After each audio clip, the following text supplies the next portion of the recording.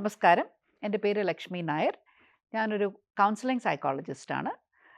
ഞാൻ വഴുതക്കാടുള്ള ഡൂൺ പബ്ലിക് സ്കൂളിൻ്റെ സെൻറ്റർ ഹെഡാണ്. നമ്മൾ കഴിഞ്ഞ എപ്പിസോഡിൽ ഹാബിറ്റ്സ് ഓഫ് മൈൻഡിനെ കുറിച്ച് ചർച്ച ചെയ്തു. അപ്പോൾ അതിൽ ഞാൻ പറഞ്ഞു 16 ഹാബിറ്റ്സ് ഉണ്ട്. നമ്മൾ 4 എണ്ണം കഴിഞ്ഞ എപ്പിസോഡിൽ നമ്മൾ ഡിസ്കസ് ചെയ്തു. അന്ന് ഡിസ്കസ് ചെയ്തത് എന്തൊക്കെയാണ്? Persisting, managing impulsivity, listening to others with understanding and empathy and thinking flexibly. ഇന്ന് നമ്മൾ അടുത്ത 4 ഹാബിറ്റ്സ് ആണ് ഡിസ്കസ് ചെയ്യും. ഞാൻ പറഞ്ഞതുപോലെ ഇതൊന്നും ഡിഫിക്കൽട്ടായിട്ടുള്ള ഹാബിറ്റ്സ് അല്ല. നമുക്ക് എന്തോ ഒരു പുതിയ കാര്യം പഠിച്ചെടുക്കുകയോ നമുക്കിനി എവിടെയെങ്കിലും പോയി ഒരു കോഴ്സ് ചെയ്ത് പഠിച്ചെടുക്കാനോ ഒന്നുമല്ല. ഇതൊക്കെ നമ്മൾ സ്ഥിരം ചെയ്യുന്നതാണ്. പക്ഷെ നമ്മൾ റെഗുലറായിട്ട് അതൊരു ഹാബിറ്റ് അല്ല എന്നുള്ളത് ഇതൊക്കെ നമുക്കറിയാം. പക്ഷേ ഇതൊരു ഹാബിറ്റ് ആക്കിയാൽ നമ്മുടെ ഇൻ്റർപേഴ്സണൽ റിലേഷൻഷിപ്സ്, നമ്മുടെ സോഷ്യൽ സ്കിൽസ് എല്ലാത്തിലും ഒരുപാട് മാറ്റങ്ങൾ ഇതെനിക്ക് അഷ്വർ ചെയ്ത് പറയാൻ പറ്റും. ഇത് നമ്മൾ പ്രാക്ടീസ് ചെയ്യുകയാണെങ്കിൽ ഈ ഒരു ഇമ്പ്രൂവ്മെൻറ്റ് നമ്മുടെ മക്കളിലോ ആക്ച്വലി നമ്മൾ സ്വയം ആസ് അഡൾട്ട്സ് നമ്മൾ കാണിച്ചു കൊടുത്താൽ നമ്മുടെ പിള്ളേരും അത് പ്രാക്ടീസ് ചെയ്യും. അപ്പോൾ ഇന്ന് വളരെ പ്രധാനം ഈ ടേം ചിലപ്പോൾ നിങ്ങൾക്ക് കേൾക്കുമ്പോൾ ഇതെന്താണെന്ന് തോന്നും. പക്ഷെ ഞാനത് എക്സ്പ്ലെയിൻ ചെയ്തുതരാം. Thinking about your own thinking.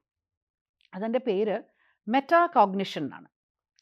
ഞാൻ എന്താണ് ചിന്തിക്കുന്നതെന്ന് ഞാൻ തന്നെ ചിന്തിക്കാം. ഓക്കെ, നമുക്ക് കുതിരവട്ടം പപ്പുവിൻ്റെ ഒരു ഡയലോഗായിരിക്കും ഇതിൽ ഓർമ്മ വരുന്നത്. ഞാൻ ആരാണെന്ന് ഞാൻ തന്നെ ആദ്യം മനസ്സിലാക്കുക. വളരെ സിമ്പിളായിട്ട് തോന്നുമെങ്കിലും അത് കുറച്ച് ഡീപ്പാണ്.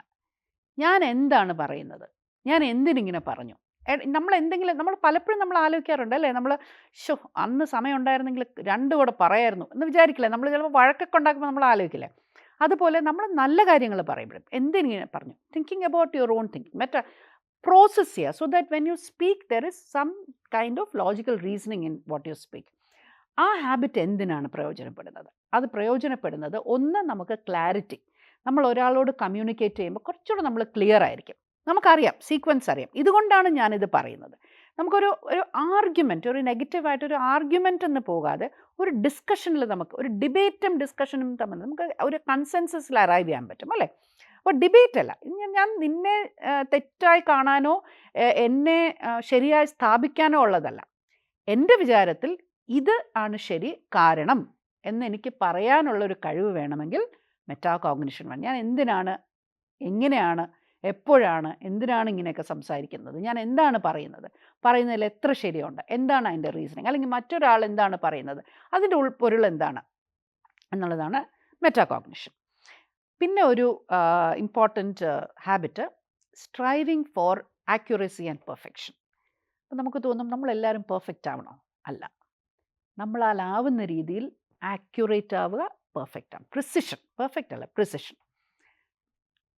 കമ്മ്യൂണിക്കേഷനിൽ പ്രിസിഷൻ, വാക്കുകൾ ശരിയായി. നമ്മൾ പലരും പറയാറുണ്ടല്ലേ ശശി തരൂരിൻ്റെ വൊക്കാബുലറിയെക്കുറിച്ച്. ശശി തരൂരിൻ്റെ എലിവേറ്റഡ് വൊക്കാബുലറി ആണെന്നും ഒരുപാട് വാക്കുകൾ അദ്ദേഹം ഉപയോഗിക്കുന്നതല്ല. അദ്ദേഹം ഉപയോഗിക്കുന്ന വാക്കുകൾ ആ പ്രത്യേകിച്ചുള്ള സിറ്റുവേഷന് വേണ്ടിയുള്ള വാക്കാണ്. ഇറ്റ്സ് വൊക്കാബുലറിയുടെ പ്രിസിഷനാണ് അദ്ദേഹം ഫോളോ ചെയ്യുന്നത്. ഏതെങ്കിലും വാക്ക് എങ്ങനെയെങ്കിലും ഒരേപോലെ ഉപയോഗിക്കുക എന്നുള്ളതല്ല. അപ്പോൾ എല്ലാത്തിനും ആ ഒരു ആക്യുറസി, ഉപയോഗിക്കേണ്ട വാക്ക് നമ്മൾ ഏത് ഭാഷ സംസാരിച്ചാലും പ്രിസിഷനോട് സംസാരിക്കാം.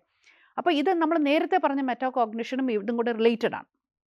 എങ്ങനെയാണ് എനിക്ക് ക്ലാരിറ്റിയോടെ ചിന്തിക്കാൻ പറ്റുമെന്നുണ്ടെങ്കിൽ ഞാൻ സംസാരിക്കുന്നതിനും വളരെ അധികം ക്ലാരിറ്റി കാണും, ഞാൻ മനസ്സിലാക്കുന്നതിന് ആക്യുറസി കാണും, ഞാൻ പ്രസൻറ്റ് ചെയ്യുന്നതിന്, കുട്ടികളാണെങ്കിൽ ക്വസ്റ്റൻ ആൻസേഴ്സ് എഴുതുന്നതിനൊരു ആക്യുറസി കാണും, പ്രിസിഷൻ കാണും. അച്ഛനമ്മമാരാണെങ്കിൽ ഡിസിപ്ലിനിങ്ങിൽ പ്രിസിഷൻ കാണും, ഒരു ആക്യുറസി കാണും. അപ്പോൾ അത് അനുസരിക്കാൻ കുട്ടികൾക്ക് തോന്നും. ചുമ്മാ ഇങ്ങനെ റൗണ്ട് അബൌട്ടായിട്ട് ഓരോന്നും പറയാതെ ആക്യുറേറ്റ് ആയിട്ട് കാര്യങ്ങൾ പറയാം. ഇന്നതാണ് നീ ചെയ്യേണ്ടത്, ഇതാണ്. ഇപ്പം നമ്മൾ പലപ്പോഴും കുട്ടികളുടെ ഡിസിപ്ലിനിങ്ങിൽ വരുന്നതെന്ന് വെച്ചാൽ വളരെ വേഗമായിട്ട് നമ്മൾ കാര്യങ്ങൾ പറയുന്നതാണ്. എന്താണ് ഭവിഷ്യത്ത് എന്നുള്ളത് നമ്മൾ പറയാറില്ല. അഥവാ നമ്മൾ ഭവിഷ്യത്തിനെ കുറിച്ച് പറഞ്ഞാൽ അത് നമ്മൾ പ്രാക്ടീസ് ചെയ്യാറില്ല. ഞാൻ നിന്നെ പണിഷ് ചെയ്യും എന്നുള്ളത് റിയലിസ്റ്റിക് ആയിട്ടുള്ള പണിഷ്മെൻറ്റ് എങ്ങനെ കൊടുക്കും, അത് ആക്യുറസിയോടെ നമ്മൾ ചിന്തിച്ചാലും പ്രവർത്തിച്ചാലും മാത്രമേ നമുക്ക് റീസണബിളായിട്ടും റാഷണലായിട്ടുമുള്ള പ്രവൃത്തികൾ നമുക്ക് ചെയ്യാൻ പറ്റുള്ളൂ. പിന്നെ നമ്മൾ കുട്ടികളിൽ ഒരുപാട് പേരെ തടയുന്നതും ഒരുപാട് പ്രാധാന്യമുള്ള ഒരു കാര്യമാണ് ക്വസ്റ്റനിങ് ആൻഡ് പോസിങ് പ്രോബ്ലംസ്. പലപ്പോഴും ക്ലാസ് റൂമിൽ നമുക്ക് ചെയ്യാവുന്ന ഒരു ആക്ടിവിറ്റി എന്താണെന്ന് വെച്ചാൽ പോസ്റ്റ്-ഇറ്റ് നോട്ട്സ് അല്ലേ, പോസ്റ്റ്-ഇറ്റ് നോട്ട്സിൽ ഇത് ഞാൻ ടീച്ചേഴ്സിനോട് പറയുകയാണ്, ഈവൻ വീടുകളിലെ പേരൻസിന് പ്രാക്ടീസ് ചെയ്യാം. കുട്ടികൾക്കുള്ള ചോദ്യങ്ങൾ അവരെഴുതട്ടെ, എഴുതി പോസ്റ്റ് ചെയ്യട്ടെ ക്ലാസ് റൂമിൽ. Let you maintain A board even in their own study rooms. U maintain A board, let them ask those questions. ചിലപ്പോൾ ചോദിക്കാൻ അവർക്ക് ഭയമുള്ള ക്വസ്റ്റ്യൻസ് ഉണ്ടായിരിക്കാം, അവർക്ക് മടിയുള്ള ക്വസ്റ്റ്യൻസ് ഉണ്ടായിരിക്കാം, ഷെയിം തോന്നുന്ന ക്വസ്റ്റ്യൻസ് ഉണ്ടായിരിക്കാം. ചോദിക്കട്ടെ, ഇൻഡയറക്റ്റ്ലി അല്ലെങ്കിൽ ഇൻഡയറക്റ്റ്ലി നമുക്കത് ഉത്തരം പറയാം അല്ലേ. അപ്പോൾ അത് എൻകറേജ് ചെയ്യുക, ക്വസ്റ്റ്യൻസ് ചോദിക്കാൻ. അച്ഛൻ എന്തിനാണ് ഇങ്ങനെ പെരുമാറുന്നത്, അച്ഛൻ എന്തിനാണ് അമ്മയോട് ഇങ്ങനെ പെരുമാറുന്നത്, അമ്മ എന്തിനാണ് അച്ഛനോട് ഇങ്ങനെ പെരുമാറുന്നത്. ചിലപ്പോൾ നേരിട്ട് ചോദിക്കാൻ അവർക്ക് ഭയമുണ്ടായിരിക്കാം. പക്ഷേ നമ്മുടെ കുട്ടികൾ, മിക്കവാറും ഉള്ള കുട്ടികൾ വളരെ ഇൻ്റലിജൻ്റ് ആണ്. ആസ് ഈ ജനറേഷൻ ഗോസ് നമ്മുടെ കുട്ടികൾ കൂടുതൽ ഇൻ്റലിജൻ്റ് ആയി വരികയാണ്. അപ്പോൾ അവിടെ നമ്മൾ പഴയ ആ ഒരു ഓട്ടോക്രാറ്റിക് പാരൻറ്റിങ് നടക്കില്ല. Autocratic parenting or autocratic class room management. കുട്ടികൾ പലതും ചോദിക്കും, ധൈര്യമായിട്ട് ഉത്തരം പറയുക, അവരെ എൻകറേജ് ചെയ്യുക ക്വസ്റ്റ്യൻസ് ചോദിക്കാം. അവരല്ലെങ്കിൽ വേറെ ആരോടെങ്കിലും ചോദിക്കും, ചോദിക്കാൻ പാടില്ലാത്ത ആരോടെങ്കിലും പോയി ചോദിക്കും. അപ്പോൾ അതൊരു വളരെ, അപ്പോൾ നമുക്ക് ക്വസ്റ്റ്യൻസ് ചോദിക്കാനായിട്ടുള്ള ഒരു എൻകറേജ്മെൻറ്റ് കൊടുക്കുക, ഒരു സിറ്റുവേഷൻ അവർക്ക് ക്രിയേറ്റ് ചെയ്ത് കൊടുക്കാം. പിന്നെ ഒരു ഹാബിറ്റ് പറയുന്നത് applying past knowledge in present situations. ഇതൊരു ഹാബിറ്റാണ്. ചില അമ്മമാർ വന്ന് പറയാറുണ്ട്, അവന് എല്ലാ കാര്യങ്ങളും ഓരോ പ്രാവശ്യമായിട്ട് പറഞ്ഞു കൊടുക്കണം, ഇതേ കാര്യം വേറൊരു സിറ്റുവേഷൻ അവൻ അറിഞ്ഞിടാം, അവൻ അതേ തെറ്റ് ചെയ്യും, ആ തെറ്റ് അവൻ റിപ്പീറ്റ് ചെയ്യില്ല, പക്ഷേ അതേ കാര്യം അപ്ലൈ ചെയ്യേണ്ട വേറെടുത്ത് അവനത് വീണ്ടും ചെയ്യും. അതെന്താണത്? കുട്ടികൾക്ക് പല സിറ്റുവേഷൻസിൽ എങ്ങനെയാണ് പെരുമാറേണ്ടതെന്നുള്ള ഒരു അണ്ടർസ്റ്റാൻഡിങ് അവർക്ക് കൊടുക്കുക. Past experience in present situations.